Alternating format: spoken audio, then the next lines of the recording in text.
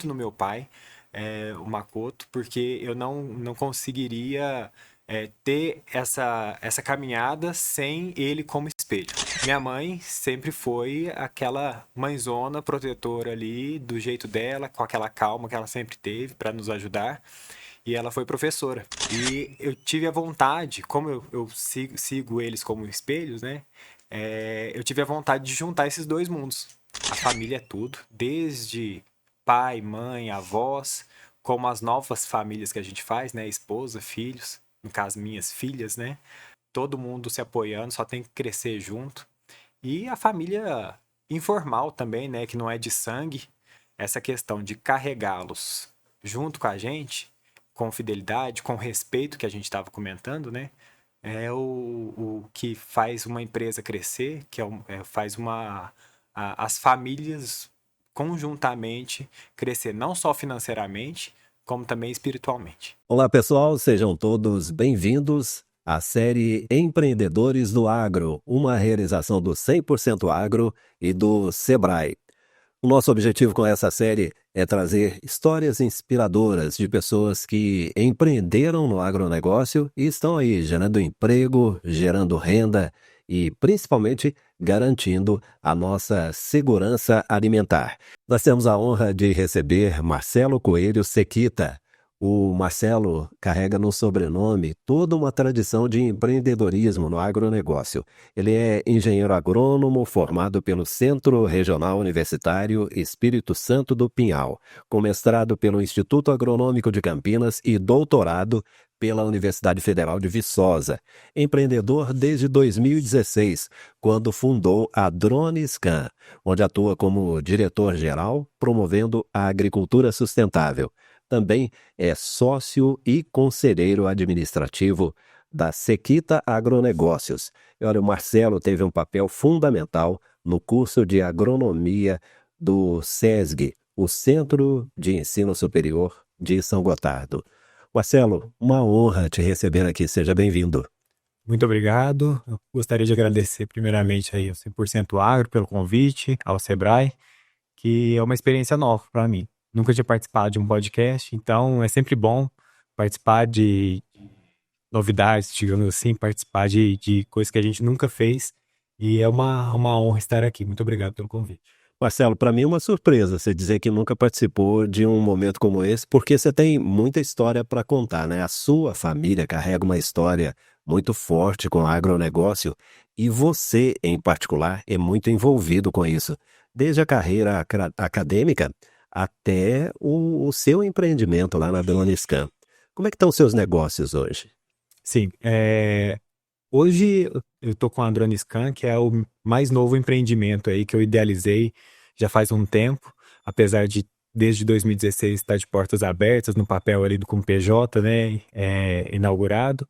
Passei por um tempo, né, com a empresa congelada, entre aspas, né. E agora eu decidi voltar com essa ideia. Então a DroneScan agora está a todo vapor, aí a gente está com esse desafio novo de prospecção de clientes, mas a gente tá firme aí porque a gente acredita muito na missão que a gente carrega, eu e a minha sócia lá na empresa, a gente carrega a missão de estar ao lado do produtor rural. Então a gente carrega esse propósito e isso dá força pra gente, né? Então eu acredito que estamos indo, estamos caminhando. Naturalmente, né, Marcelo? Você traz aí aquela essência de empreender. E vocês têm muita conexão com o agronegócio, né? Quer dizer, tem a história da família, eu acho que a gente vai ter a oportunidade de conversar sobre isso ao longo do nosso bate-papo, mas tem a sua história, né? É o momento em que você resolveu ir para a universidade, primeiro você buscou o conhecimento, depois você se tornou professor, então tem tudo isso para a gente contar. Mas eu queria voltar lá no começo, como é que foi o início desse seu contato com o agronegócio, vendo a sua família empreender? Como é que surgiu esse desejo de entregar valor para todas as cadeias do agronegócio com as quais você está envolvido?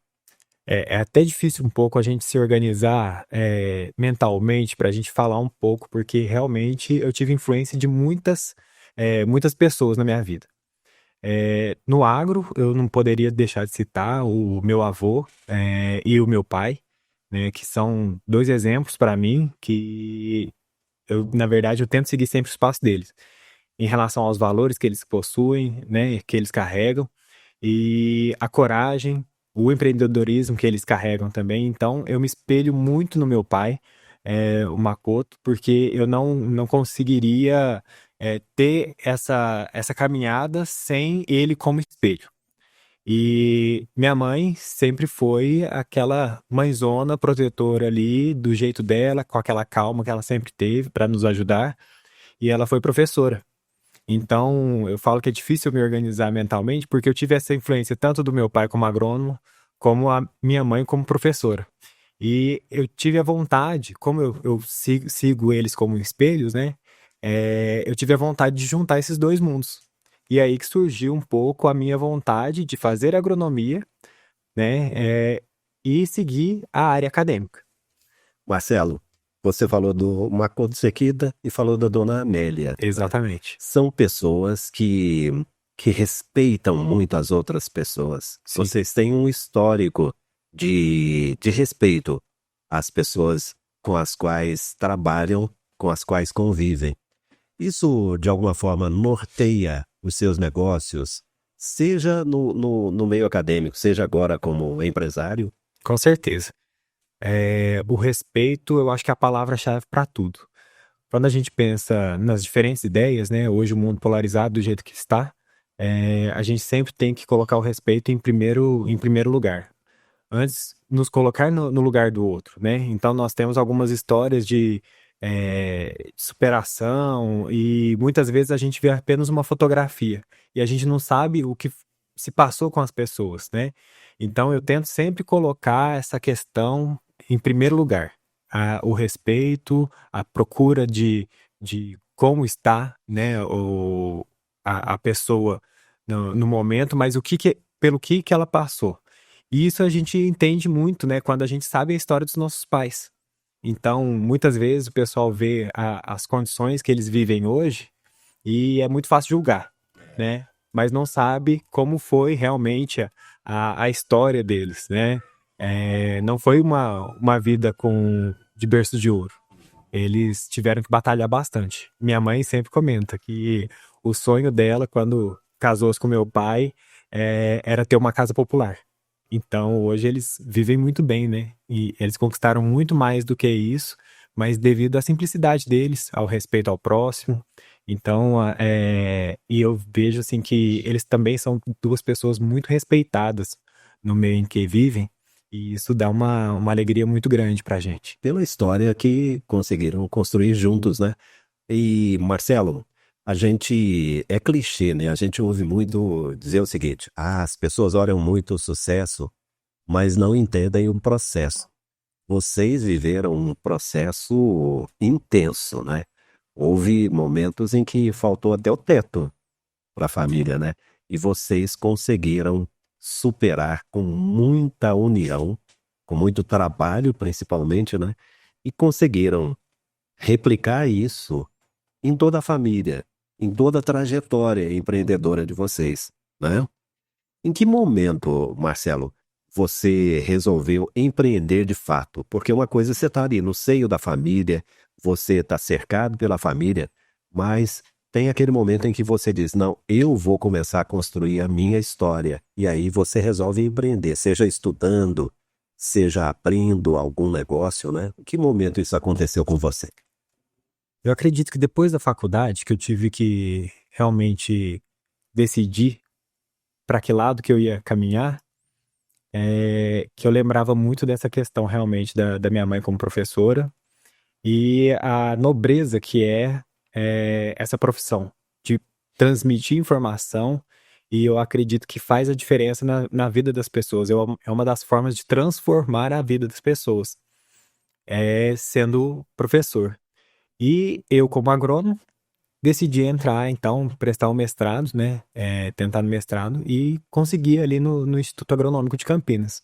Lá no Instituto Agronômico de Campinas, já começou, digamos assim, um pouco turbulento, porque a minha orientadora, que deveria ser a minha orientadora, estava numa viagem da Gol, que o Legacy Sim. bateu nele, e já foi uma incerteza para mim. Então, assim, quando eu já tinha passado no mestrado e eu não sabia quem que poderia me orientar e qual sentido que seria, que tomaria, né, os meus estudos. É, já tive que decidir trocar de orientador para que, digamos assim, e trocando de orientador também, a gente pensa em onde que a gente vai cair em relação aos estudos, né, a linha de pesquisa, mas graças a Deus, apesar dos pesares, eu caí numa mão de uma pessoa muito boa, a professora Ana Lagoa, que ela me conduziu muito bem durante o mestrado e foi uma pessoa que também soube me conduzir, é, aquela imaturidade que eu tinha, o crescimento na pesquisa, né? Ao longo desse período, então, eu acabei que cresci bastante, me amadureci bastante, mas a gente sempre tem, digamos, uma imaturidade latente ali.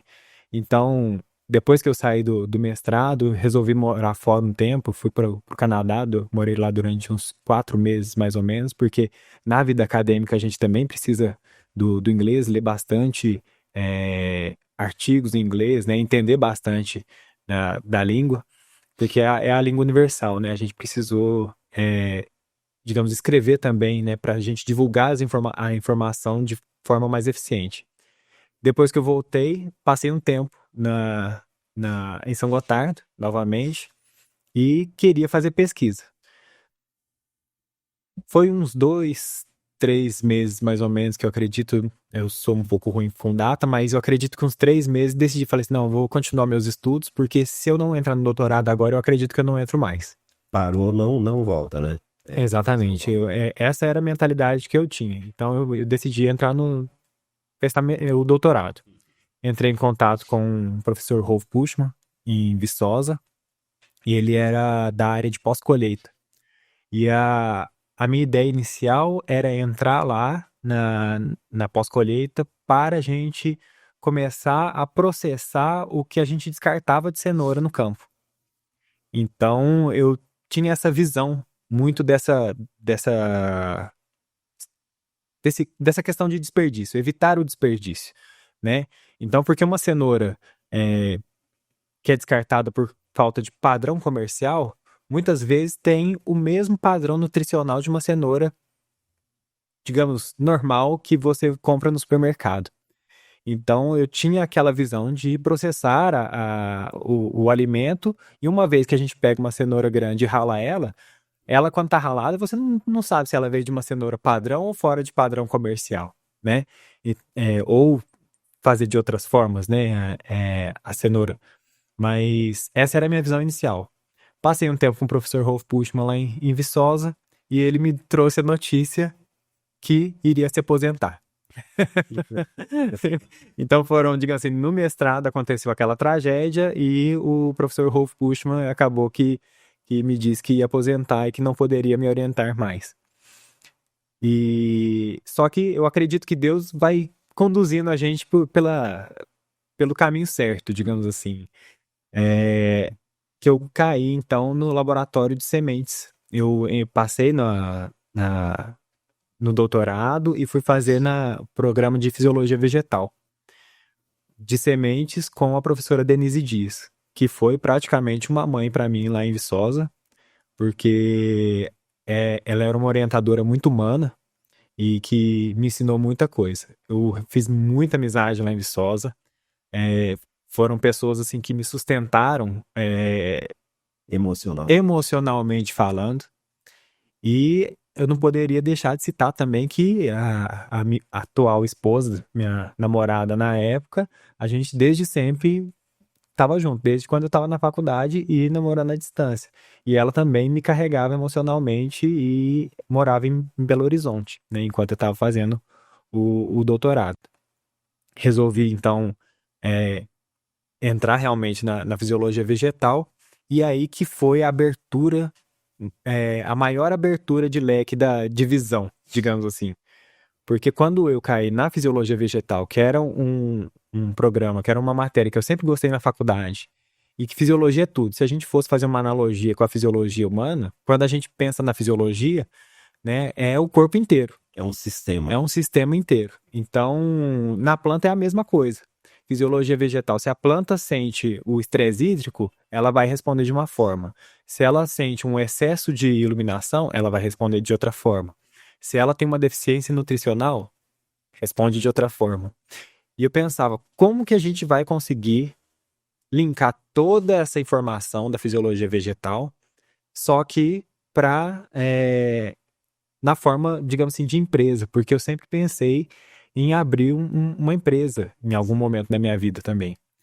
E nesse primeiro momento eu não sabia o que fazer. E foi aí que surgiu, né, eu li uma reportagem na época sobre drones, quando estava começando a surgir os drones na agricultura, e eu li uma reportagem muito vaga falando das dificuldades, que a tecnologia estava avançando, mas que ainda estava latente ali, que ainda não tinha muita coisa, por causa principalmente da bateria, do drone que não durava quase nada. Aí provocou o pesquisador. E começou, exatamente, provocou o pesquisador e aí falei assim, a gente tem que fazer acontecer. Eu sabia que a tecnologia não estava nas minhas mãos, eu deveria esperar realmente evoluir, porque não era minha área de conhecimento, só que eu comecei a pesquisar tudo que eu precisava fazer para que eu conseguisse ver a saudabilidade da planta, a saúde da planta, de uma forma holística, digamos assim, de uma forma completa ali, da plantação.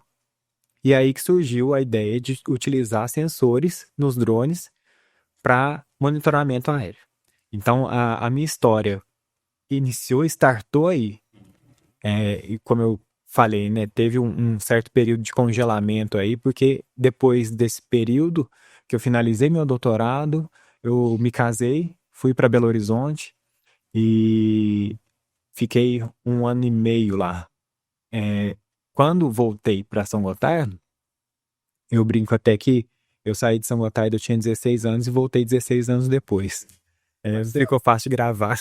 Agora, eu queria voltar para Viçosa. Sim. Vamos voltar para Viçosa. Vamos lá, porque você saiu de Viçosa, foi para Belo Horizonte e aí foi para São Gotardo. Mas voltando ali para Viçosa, você foi fazer seu doutorado numa instituição que é internacionalmente reconhecida como um grande celeiro de grandes pesquisadores, né? Sim. E Viçosa realmente ficou na sua história, né? Você falava há pouco da questão da cenoura, só para usar como exemplo, porque outros alimentos têm esse mesmo tipo de problema, né? Se não alcançou aquele padrão comercial, um padrão estético, né? Porque é muito de estética do alimento, né? Na maioria das vezes, esse alimento é descartado e nós estamos num planeta que enfrenta a fome de uma forma, né? A fome, ela é um grande desafio do ser humano hoje. Sim. E o Brasil é um grande produtor de alimentos, né? Sim. Aí a gente olha para a história da Sequita e vê a Sequita participando de projetos como o Mesa Brasil, para citar só o Mesa Brasil, né? Isso, de alguma forma, confirma aquela tese que você trabalhava lá no seu doutorado? Com certeza.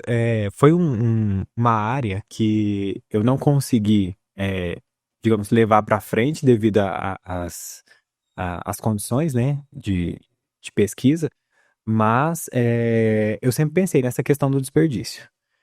Porque quando a gente vai a campo, a gente vê na colheita de cenoura a quantidade de cenoura que vai ficando para trás, realmente por falta de padrão. Às vezes é uma cenoura bifurcada, que não tem valor de venda, né? E aí já é descartada ali no solo mesmo. Não que ela vai ser descartada de todas as formas, que uma vez que ela se decompõe lá também, ela vira nutriente para a próxima cultura. Mas de qualquer forma, se gastou para produzir aquela cenoura. E eu gostaria, né, na época eu queria exatamente retirar ela do campo, transformar ela exatamente para evitar esse desperdício. No caso desse programa que a Sequita faz parte, é muito nessa questão também de combater a fome, a necessidade realmente que as pessoas têm. Então, tem a doação, né, de produtos produzidos pela Sequita Agronegócio assim, pelo programa Mesa Brasil. Mas, no caso, realmente, assim, tem uma preocupação social muito grande com essa questão. Por favor, me corrija se eu comentei aqui algum engano, mas o Mesa Brasil é um programa mantido pelo SESC, né? E ele tem parceiros em todo o Brasil. A Sequita é uma das parceiras. E quando há alimentos fora do padrão comercial, mas mantendo aí todos os valores nutricionais, o Instituto Mesa Brasil faz o rastreio ali junto a essas empresas. Esse alimento é coletado, né? Os caminhões entregam, o Instituto Mesa Brasil manda esses caminhões para as empresas. Isso vai para uma grande central, é feita uma triagem e é destinado a quem realmente precisa, a quem tem fome, né? E é de uma relevância social incrível, né? Exatamente. E é importante a gente falar que quando a gente comenta, né, alimento fora do padrão comercial, não é descarte, porque descarte a gente não deve doar, né? Claro. Então, quando a gente fala realmente fora de padrão, são essas cenouras, que às vezes é muito grande, ou é muito pequena, ou bifurcada, beterraba a mesma coisa, beterraba muito grande. E muitas vezes essa cenoura ou essa beterraba é simplesmente ou ralada, ou ela é picada em cubinhos. Então, se torna um alimento ainda mais prático para a dona de casa estar adquirindo, digamos assim, né? E fazendo o alimento da família. E sem falar que são alimentos de valor nutricional extremamente alto, né? E que tem uma relevância muito grande aí. Isso vira um mix de nutrientes que é distribuído em escolas, em creches, né? Exatamente. É por isso que o agro é tão importante, não é? Porque existe o negócio, existe todo o interesse do setor, mas há por trás uma preocupação social muito grande, porque o agro é movido por pessoas, né? Sim. E tratar bem essas pessoas está na essência do agronegócio, né, Marcelo? Exatamente. Pessoal, um recado muito importante. A tecnologia está revolucionando o agronegócio com avanços que garantem eficiência, sustentabilidade e qualidade. As inovações transformam a vida dos produtores e aumentam o padrão dos produtos para o consumidor final. As mudanças impactam todas as etapas, da seleção de sementes e aprimoramento do rebanho até a análise do clima, a colheita e o transporte. Para ajudar pequenos e médios produtores rurais a aproveitarem as inovações, o Sebrae tem o Educampo, uma plataforma consultiva que gera a inteligência necessária para alavancar a produtividade e o desempenho do agronegócio. Combinando tecnologia e orientação especializada, o Educampo contribui para aumentar a rentabilidade e otimizar processos, sem perder de vista a sustentabilidade. Para saber mais, acesse educampo.com.br.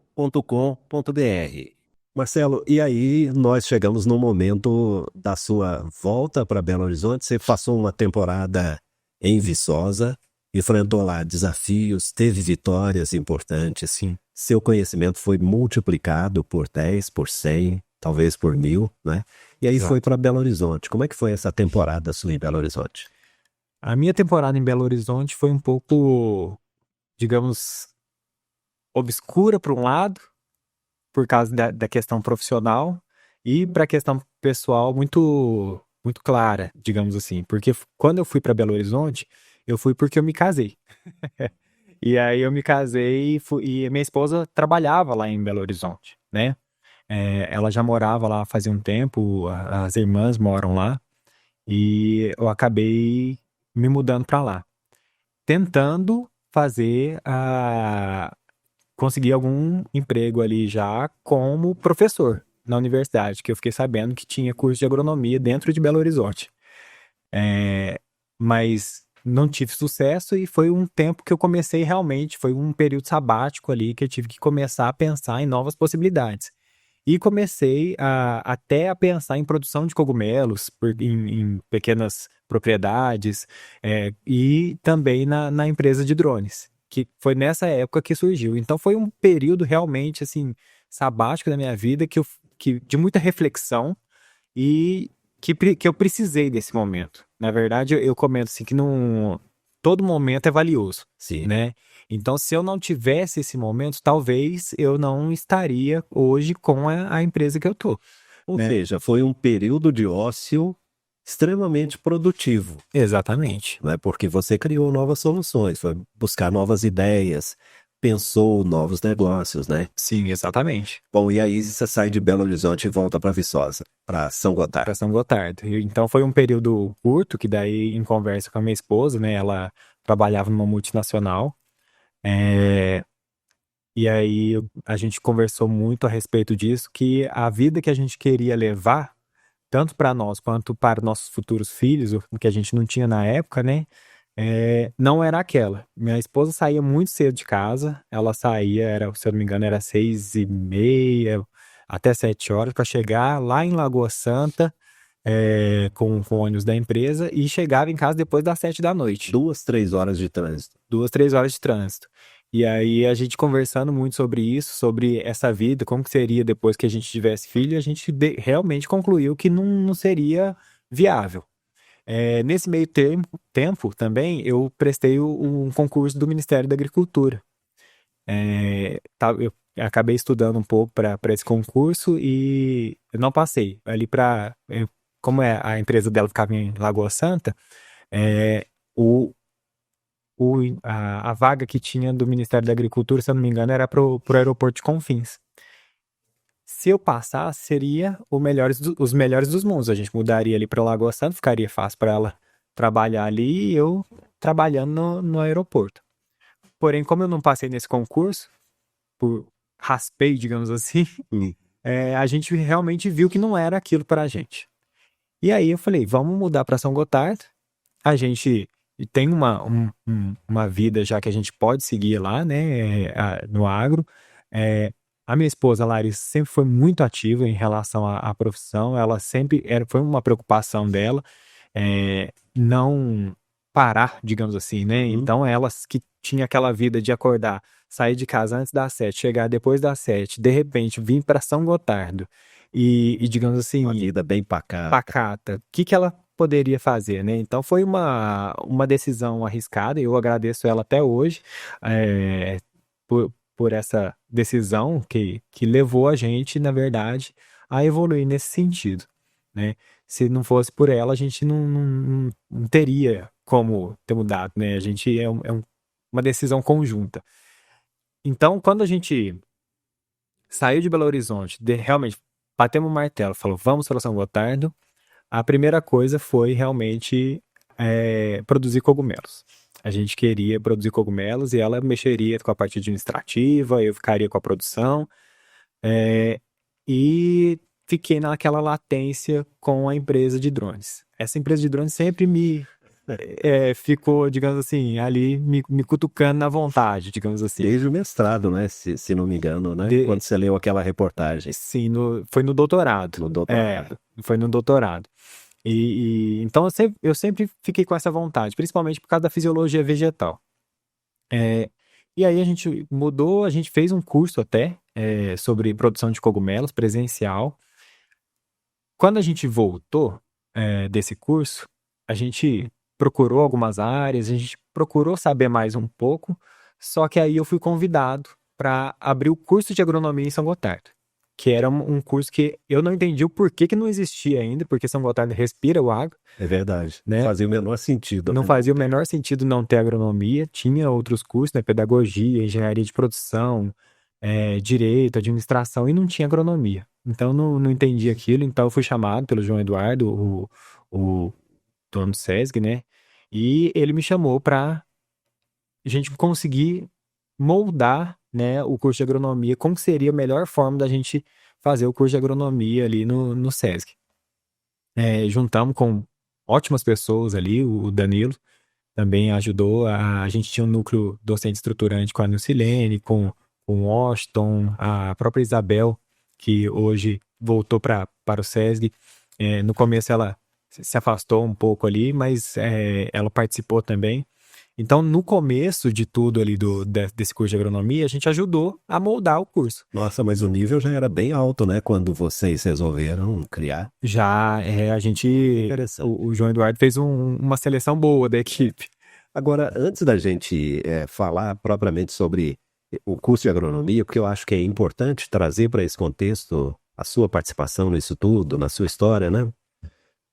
Você consegue olhar para aquele momento em que você foi reprovado lá no concurso e dizer assim, poxa, ainda bem que eu não passei. Você consegue ter esse tipo de análise hoje? Eu não penso como ainda bem que eu não passei. Eu acho que a vida é feita de oportunidades, né? Se eu tivesse passado nesse concurso, eu acredito que eu teria ficado satisfeito com o concurso, era um bom salário, né? Trabalhar no Ministério da Agricultura se paga relativamente bem, né? Então, eu acredito que eu não diria ainda bem que eu não passei, mas eu acho que eu não ter passado me abriu realmente, me aguçou ainda mais, né, a empreender. Então eu vi que realmente eu precisava fazer alguma coisa, né? Então foi com essas dificuldades realmente que eu tomei a decisão, falei, vou ter que fazer alguma coisa. E quando eu falei, né, a respeito do curso de agronomia, não estava nos meus planos. Meus planos eram produção de cogumelo, né? Aí você teve que parar com esse empreendimento. E a empresa de droga. agronomia. Exatamente. Então, assim, no curso de agronomia, no curso não, na empresa de drones, eu cheguei a abrir lá em 2016, então. Então, no papel, no PJ, tá lá a empresa desde 2016. E o curso de agronomia de quando? E o curso de agronomia a gente conseguiu fundar ela em 2017. Poxa, então você criou a empresa de drones, pausou esse negócio para criar, para implantar o curso de agronomia. Porque veio a mim aquela necessidade também, aquele meu propósito que veio lá da minha mãe, quando Formar pessoas. Formar pessoas. E eu achava que o curso de agronomia ia engrandecer muito a região de São Gotardo. As pessoas saíam de São Gotardo para vir, eu falo, vir para a parte de Minas, eu não sei. Mas as pessoas saíam de São Gotardo para ir para Patos de Minas, né, estudar.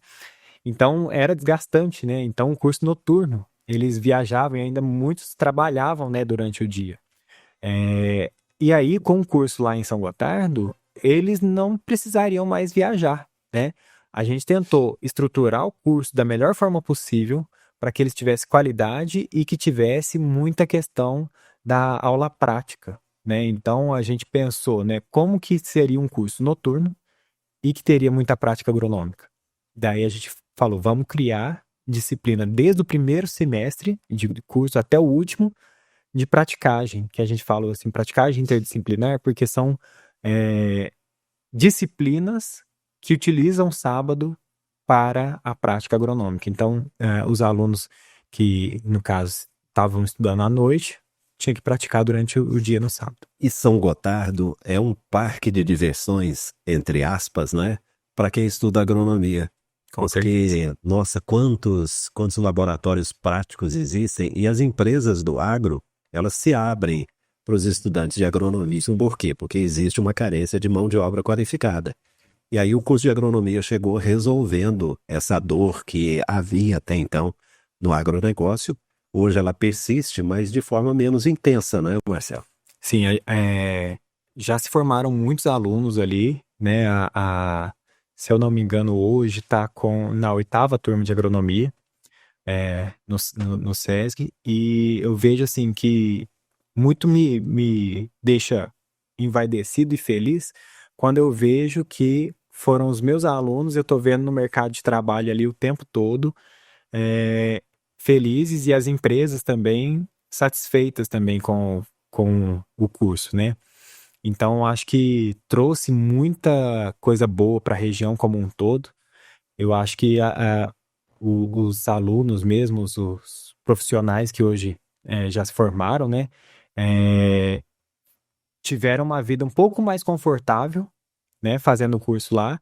E eu tenho certeza que o curso só vai, digamos assim, melhorar a cada dia, porque eu não acredito que será um curso que teria uma baixa devido à importância que tem para São Gotardo e que São Gotardo oferece os laboratórios a céu aberto, né?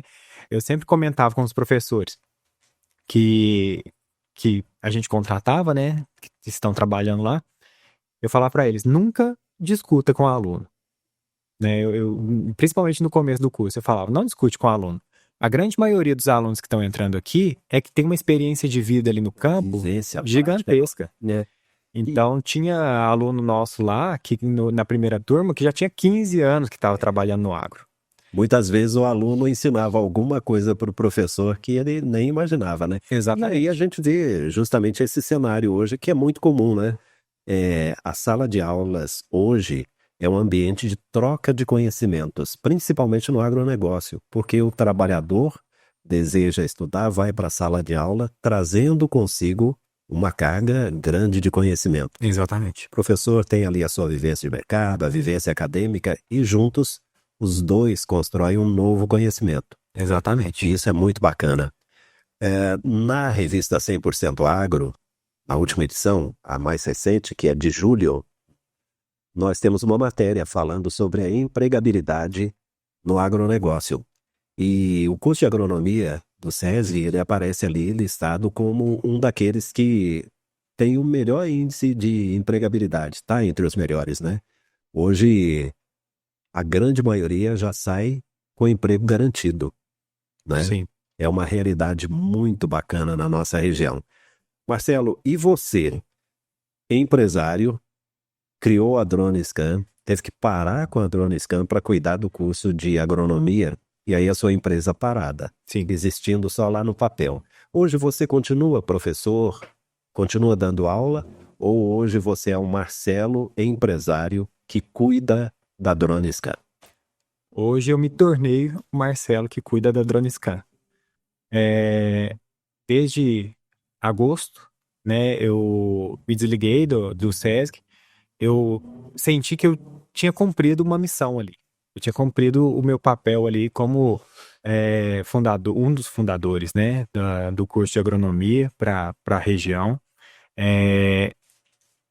Consegui pessoas muito boas para compor ali o corpo docente, então eu senti que estava em boas mãos e juntou um pouco também do peso da carga emocional por causa de um projeto que eu sempre idealizei e que não tinha se concretizado ainda. Na minha vida pessoal, que a minha segunda filha tinha nascido e eu estava trabalhando ali, então, no caso, de manhã, à tarde e à noite. Não Porque tinha tempo para a família. não tinha o tempo para a família. Então eu tive que tomar uma decisão difícil, porque mexeu muito comigo.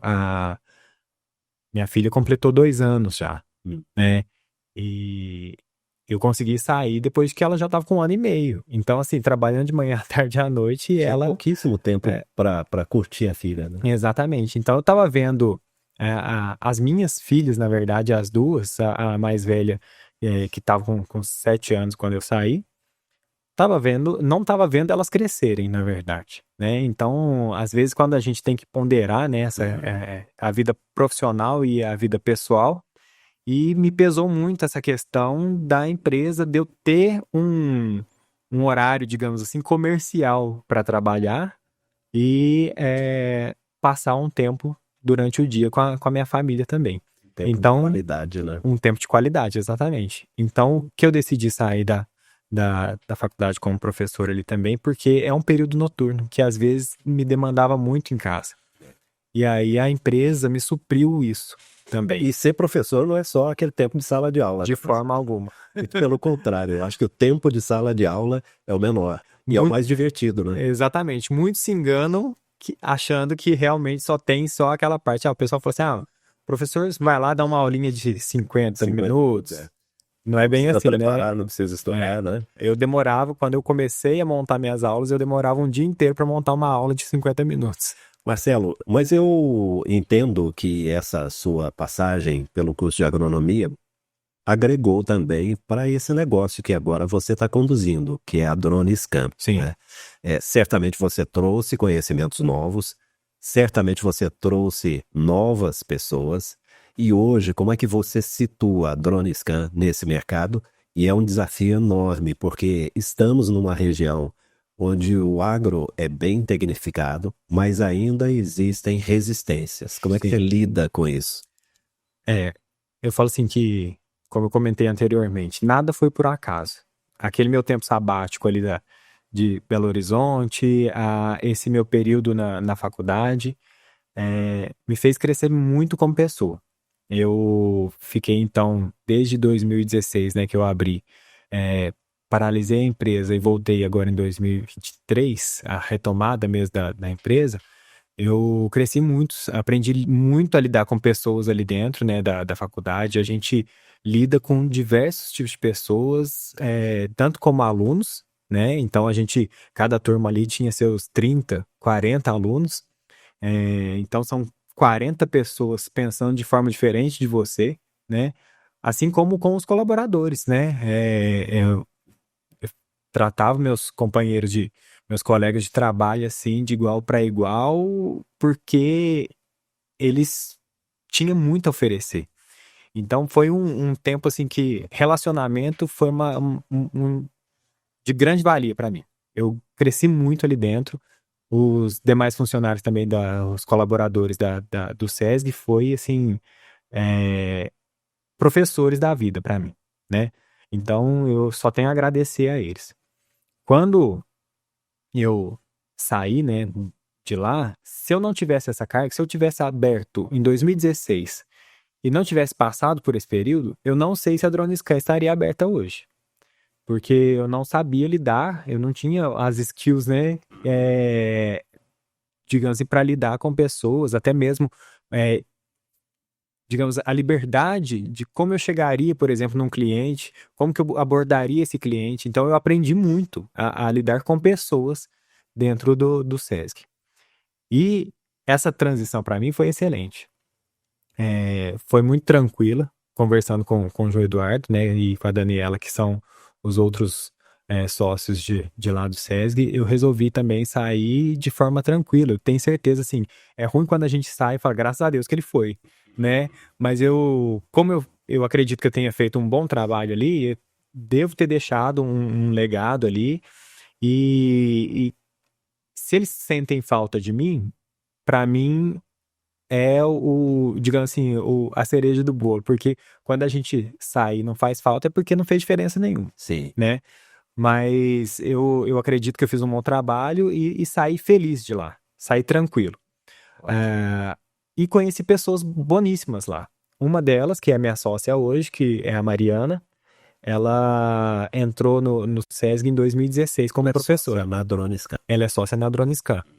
Ela entrou no SESC em 2019. Ela é engenheira agrícola e ambiental. Com os pés na UFV também. Com os pés na UFV. Ela dava aula como professora substituta lá na UFV. E então eu conheci ela e gostei da forma de trabalhar dela, o dinamismo dela, né? Quem era coordenador do curso era o Danilo e eu, como vice-diretor do SESG, quando o Danilo pediu para sair da coordenação, a primeira pessoa que me veio à mente foi a Mariana. E ela é excepcional, né? Muito, muito ativa. Extremamente dinâmica, né? Tem um pensamento rápido e não fica pensando nos problemas e sim nas soluções. Então na verdade ela agregou aos propósitos da DroneScan, né? Muito. A DroneScan é uma empresa que surgiu em 2016, mas ela ficou parada. Sim. Ela está entrando agora no mercado. Exato. Ela é uma empresa nova. Exatamente. Quais são as perspectivas diante, principalmente desse desafio que eu citei agora há pouco, que é uma região muito tecnificada, mas em vários segmentos você encontra uma resistência. Quando você chega para oferecer um serviço de drone para uma propriedade hoje, como é que você é recebido? Hoje em dia o drone está em alta, né? Sim. Todo mundo já ouviu falar em drone. Mas muitos dos produtores, eles imaginam o drone como o drone de pulverização, né? Para aplicar produtos na lavoura. E a DroneScan, até o momento, nós não temos drone de pulverização. Hoje, nosso drone ele é acoplado com sensores para tirar imagens para monitoramento aéreo da lavoura, né? Então, vai contra o que a maioria dos produtores enxergam, né, da tecnologia. Então, tem uma certa resistência, realmente, dos produtores. Quando a gente vai falar, a gente tem que falar de de índices, né? A gente vai falar e parece uma coisa muito complicada, mas apesar da teoria, né, ser um pouco complexa de se explicar, o resultado é muito visível, porque é uma imagem que você entrega para ele. Marcelo, e afinal, qual é o problema? Qual é a dor do produtor rural que a Drone Scan resolve? Quando a gente resolveu, então, né, essa retomada, quando eu chamei a Mariana para a gente compor essa sociedade, a gente teve que dar uma repaginada no que eu imaginava inicialmente, né, para agora. Hoje a gente carrega como missão estar ao lado do produtor, né? E como que a gente pode estar do lado do produtor? O que que a gente resolveria para o produtor, né? Oferecendo as melhores soluções. E o que que seriam essas melhores soluções? Quando a gente voa de drone numa empresa, numa lavoura, a gente vê muita coisa. Muitas vezes a gente é contratado para um certo problema e a gente consegue enxergar muito mais, muito além daquele problema pelo que a gente foi contratado. A gente, por exemplo, os sensores, eles entregam índices para a gente que refletem o vigor que a lavoura está. Então a gente consegue ver se a lavoura está saudável ou não. E dentro de um pivô, de uma área produtiva, ela não é uniforme, né? Então, quando a gente pensa numa imagem de satélite, quando a gente pensa numa imagem, um pixel tem 10 por 10 metros, são 100 metros quadrados. Já nas nossas áreas, um pivô, por exemplo, quando a gente voa com drone, dependendo da altura dele, a gente consegue ver um pixel de 9 centímetros quadrados, centímetros, não metros. Ver o problema no detalhe. A gente vê o problema no detalhe. Então, a gente consegue fazer detecção, por exemplo, de uma falha de irrigação. A gente consegue ver falha de adubação. A gente consegue ver manchas de doença, manchas de praga. Então, a gente consegue detectar tudo isso e, além de tudo, a gente trabalha com a sustentabilidade. E aí o pessoal pensa na sustentabilidade muito na parte ambiental. Mas a gente tem que lembrar que a sustentabilidade é um tripé, né? Então, não é só ecologicamente correto. Mas quando a gente pensa também no produtor e quando a gente pensa nos colaboradores, nos funcionários desses produtores, a gente tem que pensar no socialmente justo e a gente também tem que pensar no economicamente viável, Sim. né? Porque se não for economicamente viável, o produtor quebra e tem que dispensar todo mundo, né? Se não for socialmente justo, os funcionários vão ficar insatisfeitos. E, por outro lado, também, se for ecologicamente incorreto, você pode, digamos assim, acabar com Fadado ao fracasso. fadado ao fracasso. Então, quando a gente pensa na sustentabilidade, a gente também consegue fazer com que o produtor economize muito. A gente consegue voar e essas imagens são georreferenciadas, então a gente sabe o ponto exatamente de cada objeto que está lá na imagem. E, por exemplo, se for uma infestação de plantas daninhas, a gente pode fazer uma pulverização localizada. E essa pulverização localizada, a gente tem um caso que a gente foi fazer um trabalho até ali na Agriter em Goiás, né? Em Cristalina. Num pivô de 57 hectares, eles tiveram que aplicar herbicida apenas em 7. Então, quando a gente pensa, né, em todo o dinheiro que envolve, né, o produto, porque o produtor não quer gastar, na verdade. Muitas vezes ele é mal visto, né? Jogando veneno no campo. Não é jogando veneno no campo. O produtor não quer isso também, porque isso é custo. Claro. Né? Então, assim, o produtor quer cada vez mais economia, quer cada vez mais ser justo socialmente falando e ecologicamente sendo correto, uma vez que você está jogando menos produtos no ambiente. E esse é um dos casos de sucesso. Na própria, em São Gotardo também, a gente tem caso de pivô de 10 hectares de beterraba, ter que aplicar apenas em 2,8. Num custo de R$ 1.500 o hectare que tem o herbicida, seria uma economia de mais de R$ 10.000. Sem dúvida. E aí vocês conseguem passar esse tipo de mensagem para o produtor rural. Quer dizer, vale a pena contratar essa tecnologia. Com certeza. A gente consegue ter tantos serviços para gestão, então, que muitas vezes não vai fazer diferença na lavoura para alguns motivos, por exemplo, uma fitotoxidez, né, com o herbicida. No caso, aquilo lá já aconteceu. né? Mas tem algumas ações que ela consegue ser corretiva. Então a gente já sobrevoou, por exemplo, e viu que tinha bico do pivô entupido. Então naquele raio ali, é, acaba carregando uma mancha no índice. E a gente consegue ver e avisar o produtor, falar, ó, atenção no pivô X ali, que o bico número tal tá entupido. E ele, digamos assim, ter ação naquela lavoura. Às vezes, quando a gente também foi contratado uma vez para monitorar uma área que tinha deriva de herbicida. Então, o produtor de tomate tinha sofrido uma deriva de herbicida do vizinho que dessecou o milho e pegou a área dele. A gente sobrevoou porque ele queria cobrar a área que foi afetada do vizinho. A gente sobrevoou para calcular qual que era essa área. E quando a gente sobrevoou, a gente viu que tinha uma faixa de falha de adubação no meio da lavoura dele. E era uma faixa grande. Então, essa faixa era maior em área do que a deriva que tinha sofrido. E aí, ali logo, quanto à deriva, ele já não tinha mais o que fazer, né? Podia jogar, digamos assim, aplicar alguns produtos para tentar recuperar a lavoura, mas não tinha muito o que fazer. Já com a adubação, que a gente viu a falha, que o vigor estava um pouco menor, ele pôde fazer uma adubação de cobertura para tentar recuperar, né, um pouco essa lavoura, essa faixa que ficou falhada. E era uma área que estava sob o controle dele. Que é uma área sob controle dele. Perfeito. Marcelo, bom, nós estamos caminhando já para o finalzinho, né? A sua história realmente tem pontos muito importantes em relação ao empreendedorismo, a valorização da família, o respeito à importância desse tempo de qualidade com a família. Você diria que essa foi a grande lição que você aprendeu nessa jornada empreendedora? Se não foi essa, qual foi a sua grande lição? Com certeza.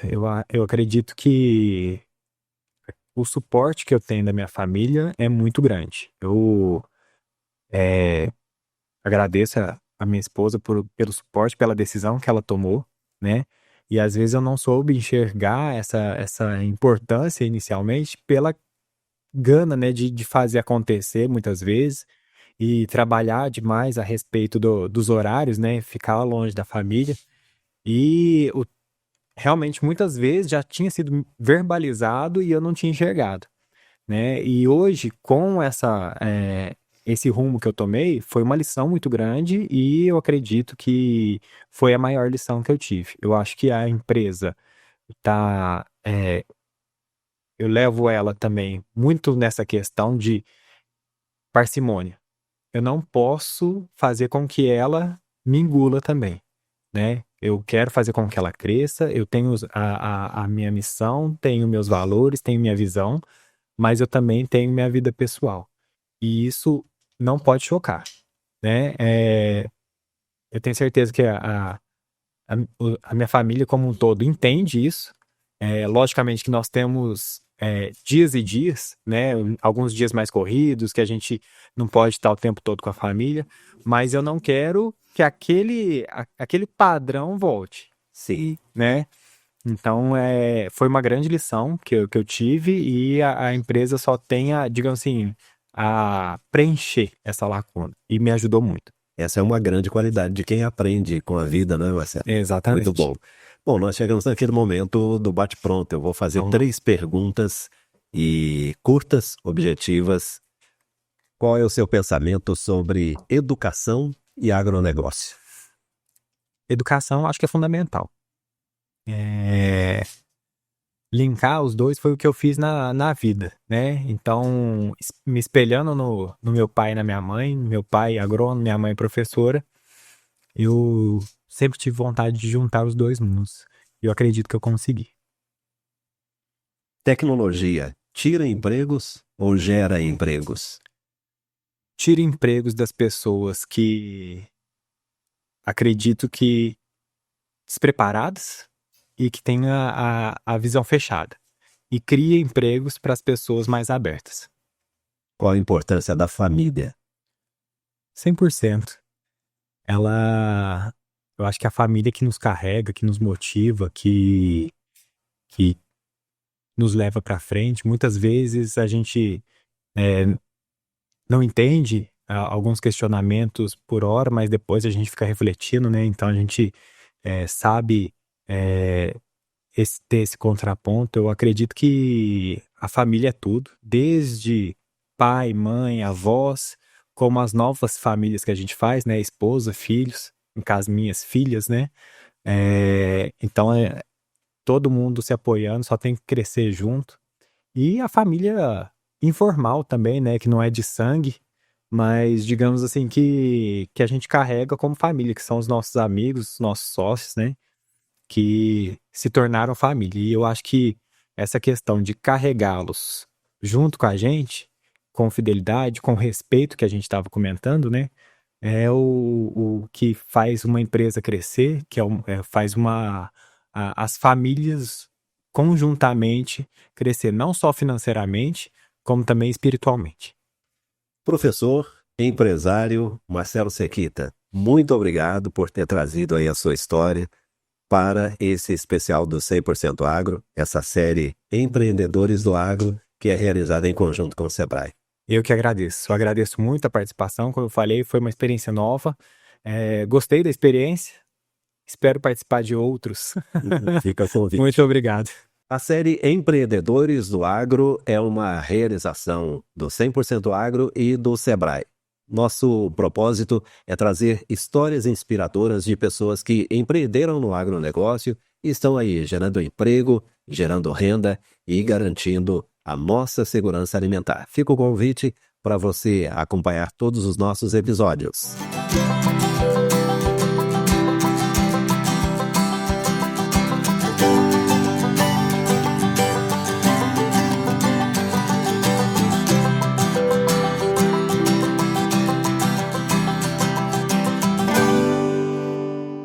Mais um ano de safra ruim. Calma, dona Lourdes!